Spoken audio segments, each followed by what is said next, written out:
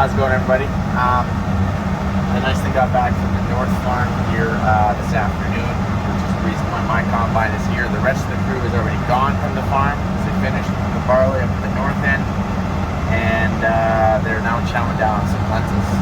We left the lentils for last because we knew that there wasn't going to be any yield there, and we were right. According to Brian's combine, it is doing 0.75 bushel per acre. So again, that's so that's 3/4 of a bushel an acre is doing, which is a little bit better than I even anticipated. So we're gonna hook up to this combine. We're gonna hook up the header to the combine, or the combine to the header, whichever way that works. And we're gonna go try and chow down some lentils and see if we can't figure out how to put this header into flex mode.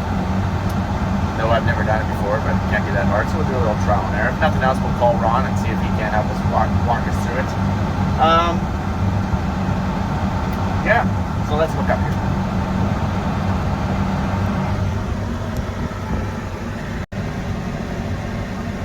See if we can't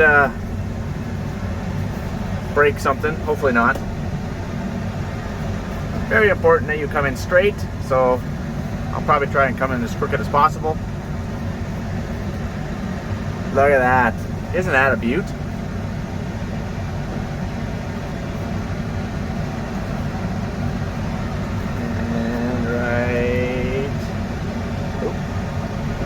A little bit more right there. A little bit more. Easy. There it is. Mike, is it possible to actually knock your header off the trailer? You would have to be doing something really bad in order to do that. I've never done that before, but hookup went about as good as to be expected. So we're going to back it away from the header trailer. I actually prefer the header trailer over the honeybee transport. It's just quicker. Like, I don't want to have to spend extra money on a trailer. It's $25,000 for that header trailer.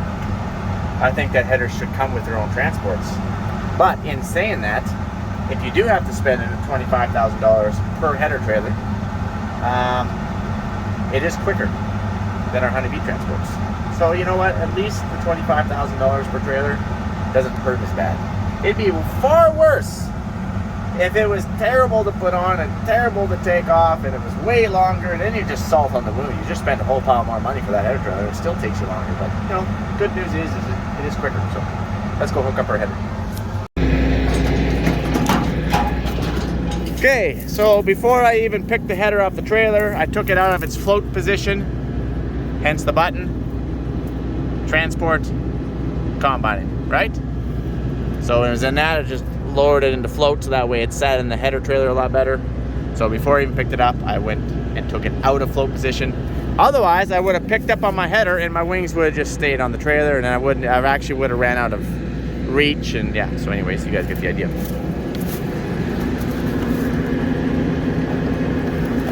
Pretty self-explanatory. BTO goes on there, quick coupler goes in there, done. There you go. Once you lock that in, you plug in your power, plug in your hydraulics, takes your pins, slides them, locks them into your header off your feeder house, PTO's on. It's literally that easy. Now, I'm not sure how to put it in flex mode.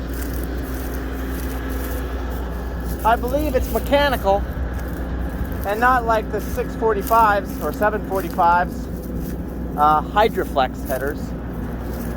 I believe that this one is mechanical. I could be wrong, but I'm pretty sure it is. Oh good, our strap is still on there. Awesome! So, wonder if any of these bolts have anything to do with it. We're gonna have to call Ron. Not without doing a quick little house clean first. Some shaft filled up there, you see? There it is. Oh. There it is. Oh. I need a better vacuum. Wow.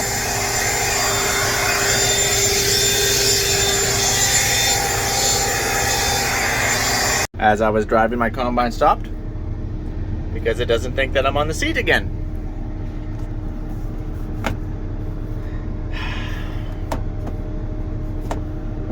There it is.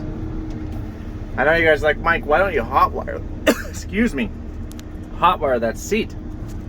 Believe me, I would if I could. And if you guys know how to hotwire this thing, you let me know, because I will definitely hotwire the seat. It has 3 pressure sensors in it, and I believe that they each need a certain amount of resistance. I could be wrong, but at least that's what I've been told. And I've been told that it's not hotwireable, but let's be honest, everything is hotwireable. So drop a comment in the comment section there on how I can tee this sucker together, and we can hotwire this seat, because you know, while you're combining along and every quarter mile it shuts you down, it kind of gets kind of old. Heck, if it happened even once per mile, it would still get pretty old. So let me know.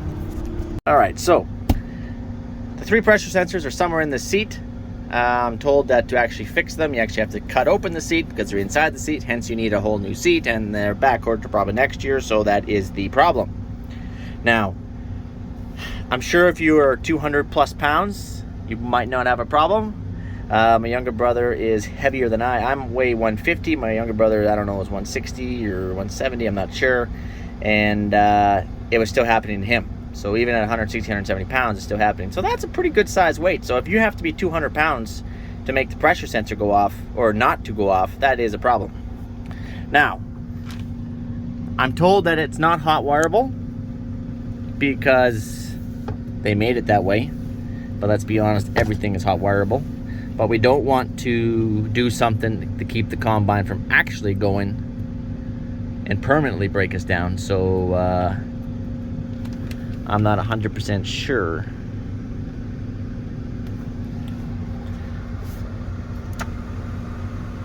So anyways,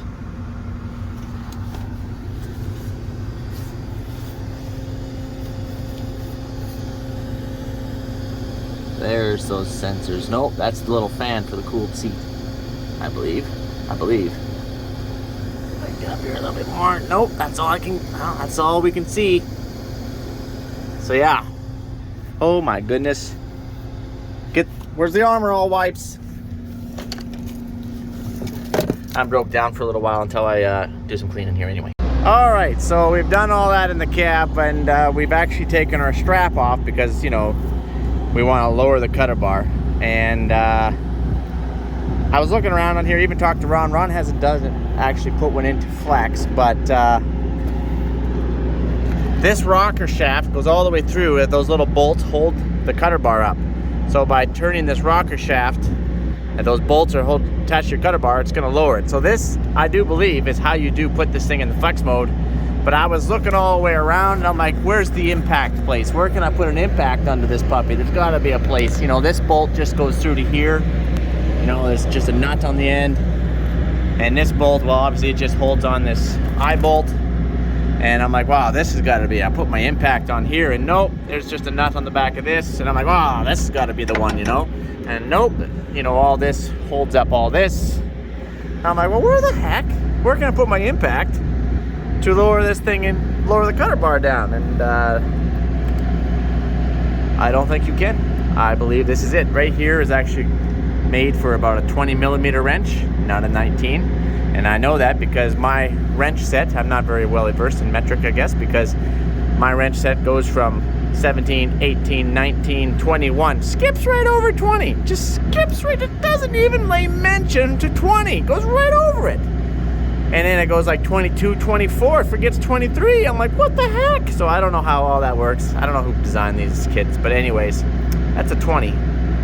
So no big deal, I'm just using a regular wrench and just throwing it in here. And so I have to do this on each side. So by loosening this off, there's pressure on here. So by loosening it off, and believe me, it will loosen a lot easier than tightening because gravity is working in my favor here.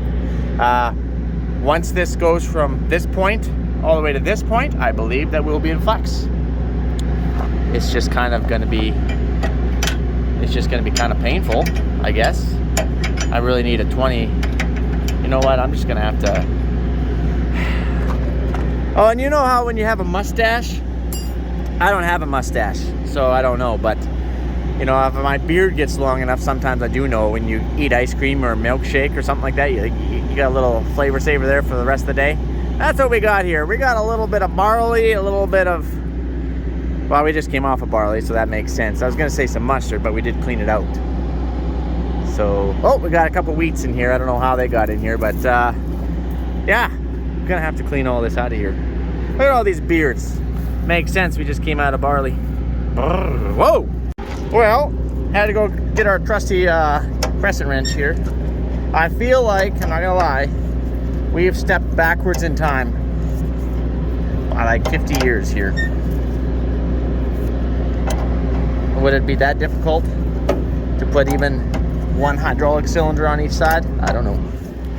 I prefer the hydraulic cylinders because it's push button in the cab like the old series was, but this is progress, you guys. This is progress. After about 500 million turns later here, we managed to turn this buckle back, but we're gonna run right out of threads here, as you can clearly see, and it's not quite, I can still stick my fingers in here, so I'm not sure. Like, I assume that they don't take this turnbuckle off, and we don't know what a manual is yet, because we're a trial by error, always have been. And you can clearly look down through the beards and see that our table has definitely dropped, because you've got to do each wing. The wing is dropped, center is up. We'll drop this wing and just gonna kind of see what happens here.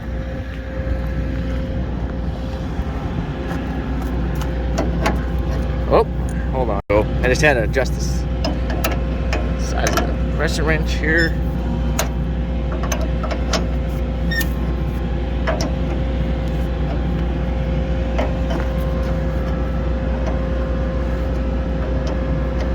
Remember, it's going easy this time because gravity's working in our favor, but when it comes to sucking it up, it's going to be a little harder. And I guess you could always get a pry bar to put in here if need be. I'm working with my left hand, and I am not coordinated with my right hand, never mind with my left hand. See, I got Frankels and Donovan and Tim in here for their counsel. Frankels, what is your opinion of this, sir? That's embarrassing. Oh man. Hey, at least gravity is working with us. So I have no idea how well this is all gonna work, but hey, oh, we got it loose, guys. So again, we're gonna run out of buckle here, and that's not all the way over. So I don't know if a guy should leave that loose. Probably not. So yeah. Don't worry, Frankels, this is progress. This is moving forward in the world. This is what money will buy. Okay now. Oh man, I honestly don't know, because this doesn't, I'm sure the header guys right now are like, oh, you gotta do this or do that. Huh? I'm sure those bolts underneath that keep it from going down too far are touching. Well, yeah, those little, but if I leave this loose, it's just gonna fall off. But if I suck it up, it's sucking my table back up, so I am going to have to ask some people. Those bolts are maxed out. The what? Those bolts are maxed out, so I guess once it reaches that, it's done. Yeah, but what do I do with this loose turnbuckle? I can't leave that loose going down the field. Oh, I probably could. If it could happen, or even if it couldn't happen, it would still happen to me. Back tape it on. Well, just, yeah, that's a good idea. We'll tape it on there. All right, so waiting for feedback to see how tight this should be, because you don't want it too loose and just fall off. So maybe this is supposed to be right vertical, not touching this. Anyways, we got a little ways to get to the field, so we're gonna head out to the field. We're gonna bring our fancy dancy crescent wrench, and I'll see you guys out there.